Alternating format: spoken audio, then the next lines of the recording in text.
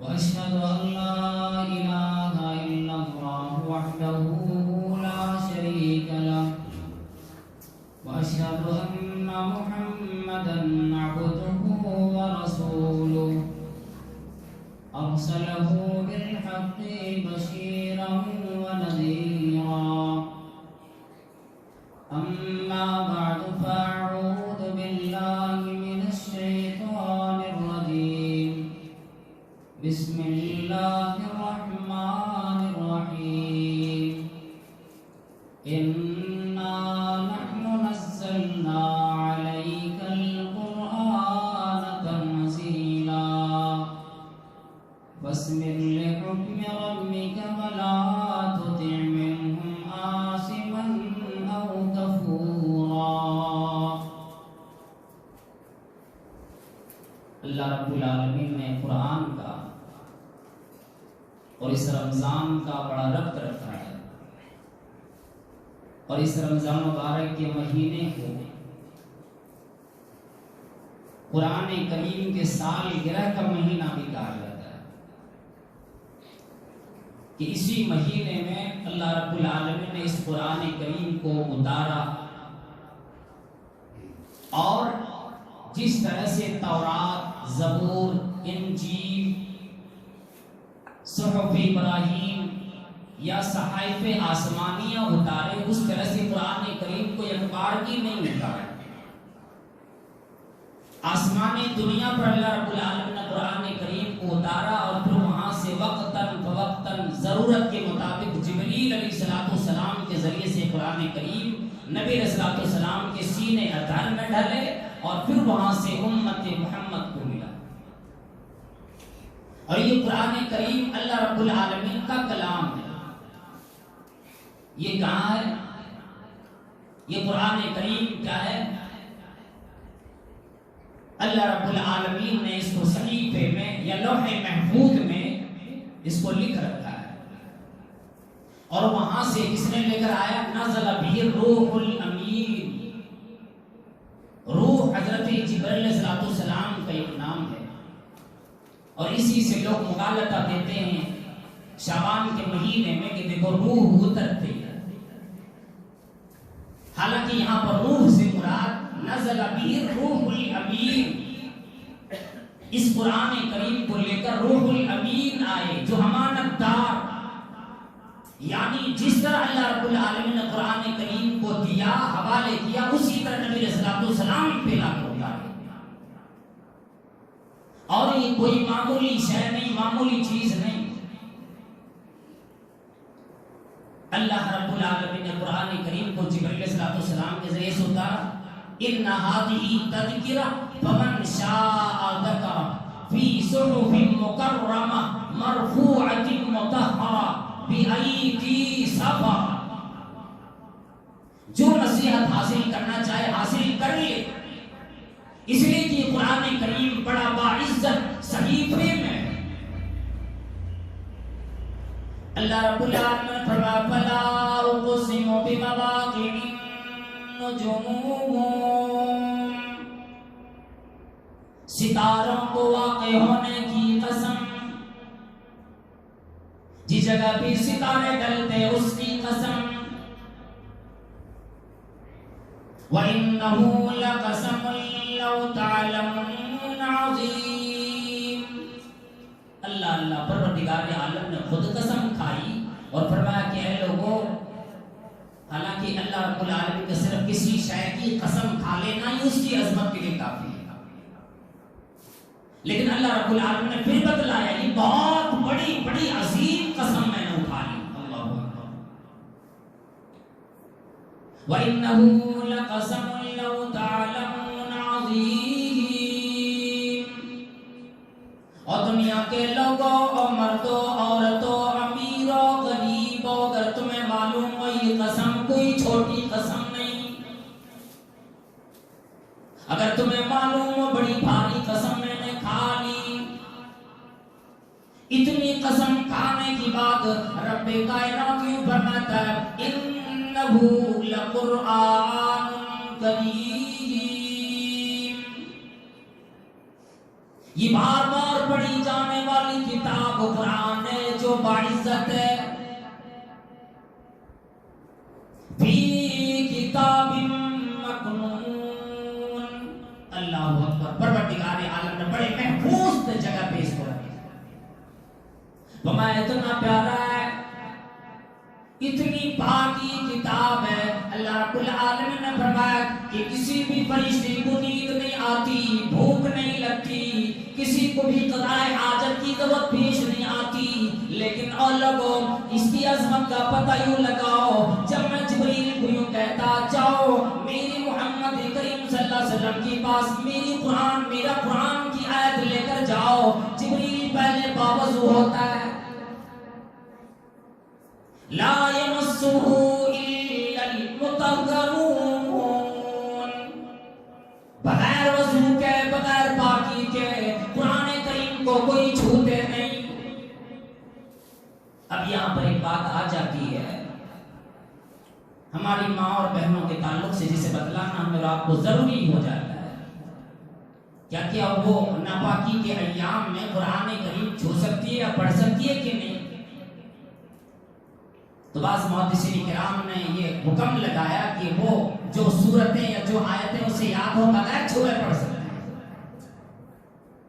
اور ہم اور آپ بھی اگر ناپاک ہو جائیں کبھی اس طرح سے ناپاکی جنوبی کی عالم میں ہو، دعا یا جملہ جو کلمے قرآن کریم میں ان دعاؤں کو پڑھ سکتے ہیں اس حالت میں بھی، لیکن اللہ رب العالمین نے فرمایا قرآن کریم کو چھونے کی بغیر پاکی کے بغیر وضو کے کسی کو اجازت نہیں۔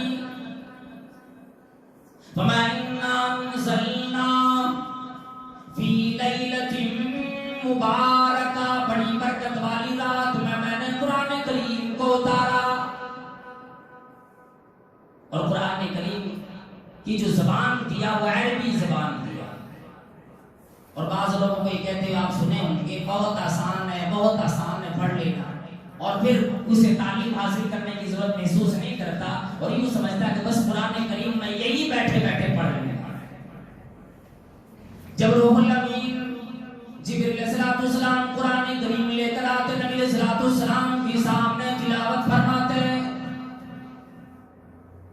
قرآن کریم کی آیتیں پڑھتے نبی علیہ السلام بھی اپنی زبان مبارک جلدی جلدی چلایا کرتے تھے، کہیں کوئی حرف کوئی آیت میں بھول نہ جاؤں کہ میں اپنی امت کو اسی طرح سے قرآن کریم بھی مجھے پہنچانا ہے۔ اللہ رب العالمین نے فرما دیا او میرے پیغمبر او محبوب کبریا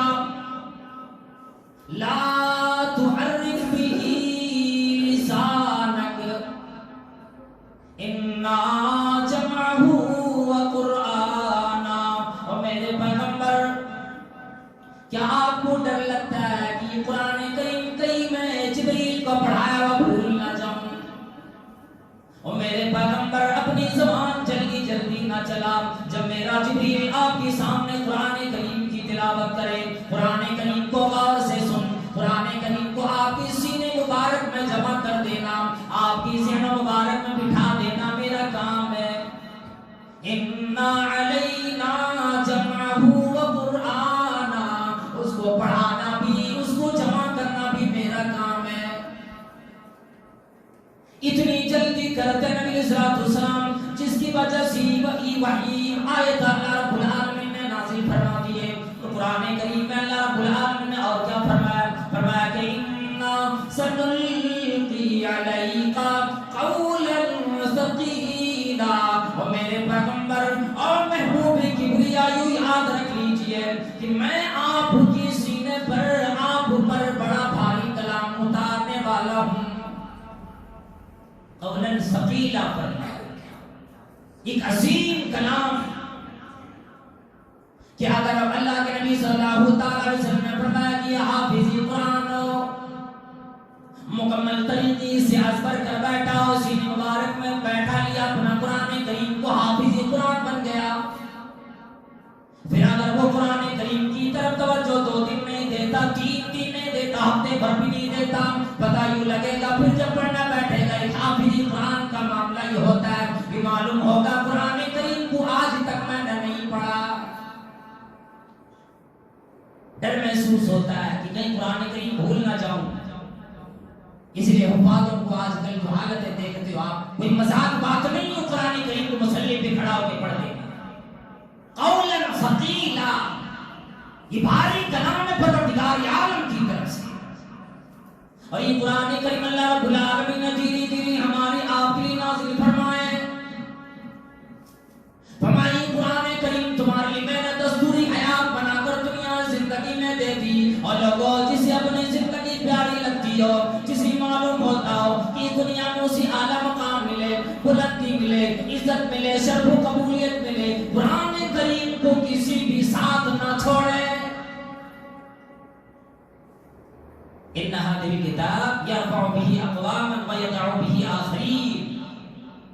نبی علیہ الصلوۃ والسلام نے فرمایا کہ اس قرآن کریم کی وجہ سے اللہ رب العالمین کتنی قوموں کو بلندی عطا فرماتا ہے، اور کتنی قومیں ایسی ہو جس کی قرآن کریم چھوڑنے کی وجہ سے اللہ رب العالمین ذلیل و خوار دنیا میں کر دیتا ہے.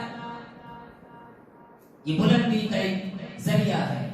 اور قرآن کریم کی سورتوں کو اگر گھر میں کوئی پڑھے برکتی برکت، رحمتی رحمت. آج بھی رحمت کے فرشتے لے کر رحمت لے کر نازل ہونا شروع ہو جاتے. جو ہم اور آپ قرآن کریم کی تلاوت گھر میں کریں، مسجد میں کریں، مجلس میں کریں، جی جگہ بھی کریں. یہاں تک کہ یہاں قرآن کریم کا بیان چل رہا ہے، ذکر چل رہا ہے، اللہ رب العالمین نے فرمایا کہ میرے بندوں کو 4 فائدے اس سے مل جاتے فوری طور پر. وَمَا اسْتَطَاعَ قَوْمٌ فِي بَيْتٍ مِّن بُيُوتِ اللَّهِ يَتْلُونَ كِتَابَ اللَّهِ وَيَتَدَارَسُونَهُ إِلَّا حَفَّتْهُمُ الْمَلَائِكَةُ وَغَشِيَتْهُمُ الرَّحْمَةُ وَنَزَلَتْ عَلَيْهِمُ السَّكِينَةُ. اللہ اکبر. جب کوئی آدمی ذکر و اذکار کی مجلس میں بیٹھ جاتا ہے، قرآن کریم کی تلاوت کرتا ہے، تو میرے رحمت کے فرشتے رحمت کی چادر سے ڈھانپ لیتا ہے ایسی مجلس کو، اور پھر رحمت نازل فرماتا ہے. پھر جس آدمی کی دل میں سکون نہیں آتا، آؤ قرآن کریم کی طرف. الا بذکر اللہ تطمئن القلوب. آؤ دل کا سکون لے لو، دل کا قرار لے لو، چین لے لو. اور اللہ رب العالمین نے فرمایا جتنے لوگ مجلس میں بیٹھا ہوتا تمام لوگوں کا نام وذکرہم اللہ فی من عندہم.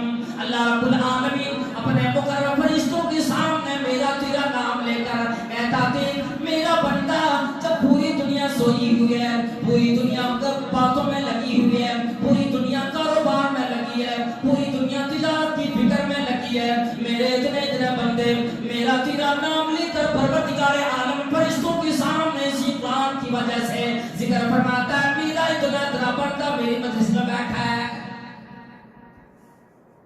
یہ قرآن کریم کا مرتبہ ہے، قرآن کریم کی عظمت ہے، قرآن کریم کی فضیلت ہے. اور نبی علیہ الصلوۃ والسلام نے فرمایا کہ اللہ رب العالمین نے مجھے قرآن کریم مکمل دیا اور اس کی ایک سورت مجھے عطا فرمائی، 7 من المثانی والقرآن العظیم. اللہ اکبر. 7 آیتیں پروردگار عالم نے مجھے دہرائی جانے والی تھی اور پھر قرآن کریم عطا فرمایا. یہ سورہ فاتحہ مراد ہے 7 آیتوں سے. صرف سورہ فاتحہ آدمی پڑھ لے پورے قرآن کا مجموعہ اس ہے سورت کے اندر آ جاتا ہے. الحمدللہ ہر طرح کی باتیں، ہر طرح کی انعامات، ہر طرح کی انجامات سے آگاہی کر دیتی ہے. اسی لیے اللہ رب العالمین نے فرما دیا کہ قرآن کریم کی اس سورت کو ہر رکعت کے اندر پڑھ لینا مجھے بڑا محبوب لگتا ہے، اور اس کے بغیر تو نماز ہوتی ہی نہیں. کسی کے نفل نماز ہو، فرض نماز ہو، سنت نماز ہو، موقع ہو، یہاں تک کہ جنازے کی نماز ہو، شکرانے کی نماز ہو، عید و بقرعید کی نماز ہو، کوئی بھی نماز بغیر اس کی نہیں ہوتی. من لم یقرأ بفاتحۃ الکتاب فلا صلاۃ لہ. جس نے سورہ فاتحہ کو اپنی رکعت میں نہیں پڑھا اس کی رکعت مانی ہی نہیں جاتی، اس کی وہ نماز مانی ہی نہیں جاتی. اس لیے انشاءاللہ اس کا پھر بیان آئے گا. ہم اور آپ قرآن کریم ابھی وہ جو عظمت ہے چند منٹوں میں اس کو بیان نہیں کیا جا سکتا، کئی گھنٹے لگ جاتے اس کے لیے.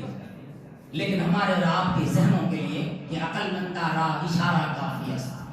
اشارے میں بات کرنی، اس لیے کہ وقت کم رہتا ہے، مختصر باتیں کرنی ہے، مختصر مگر جامع ہو جائے اور اسی پر ہمارا اور آپ کا عمل ہو جائے انشاءاللہ تو ہم اور آپ دنیا میں اعلیٰ عرفہ کہلائیں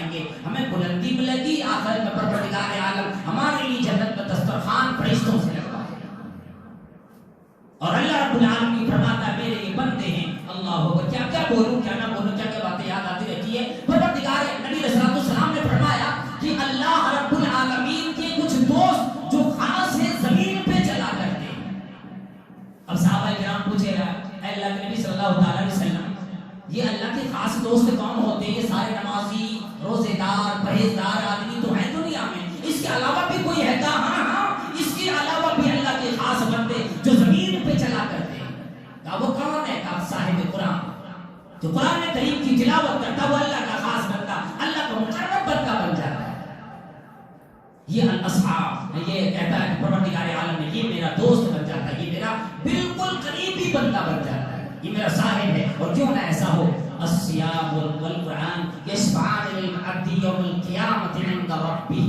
اللہ اکبر. یہ مہینے کا یہ رمضان، یہ روزہ اور یہ قرآن کریم رب کریم کے سامنے کھڑا ہو کر کہے گا اے اللہ مجھے فلاں بندے نے میری حفاظت کی. حفاظت کرنے سے مراد قرآن کریم کی تلاوت کرنا، اس کی عظمت کو یاد رکھنا، اس کا احترام کرنا، اور پھر روزے کا اہتمام اس کے احترام کے ساتھ کر لینا.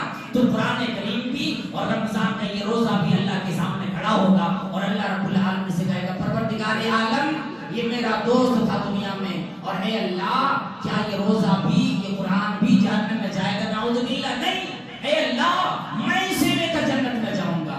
اور اللہ رب العالمین جب تک قبول نہیں کرے گا تب تک یہ اللہ کے سامنے بیان کرتا رہے گا، دعائیں کرتا رہے گا، اپنے دوست کے لیے پکارتا رہے گا اے رب اس کو جنت میں جانے کی اجازت دے دو. کتنا مبارک کلام ہے، کتنا مبارک مہینہ ہے. اس لیے نبی صلی اللہ علیہ وسلم نے فرمایا یہ شہر مبارک، یہ بابرکت مہینہ آ گیا. پھر اگر اس کو اگر آپ نے احترام سے نہیں جانا تو حقیقی محروم مراد ہے. اس لیے پروردگار عالم سے دعا کریں، مرد بھی عورتیں بھی تمام لوگوں کے لیے بیان ہے اور یکساں تمام لوگوں کے لیے قرآن کریم پروردگار عالم نے نازل فرمائے. جہاں دنیاوی کام مراد کرتے ہیں قرآن کریم کی تلاوت کے لیے وقت نکالیں اور اس کے اندر غور و فکر کریں، تدبر کریں، یا کم از کم ذکر و اذکار کی مجلسوں کو تلاشا کریں اور بیٹھیں اس میں. انشاءاللہ کبھی اس طرح آئے گا تو بولوں گا، بتاؤں گا انشاءاللہ کہ کتنے دور دور سے لوگ پیدل سفر کر کے صرف ایک حدیث کی چھان بین کے لیے کسی عالم کے پاس جایا کرتے ہیں. پاکستان سے سیالکوٹ سے آتا ہے رانچی.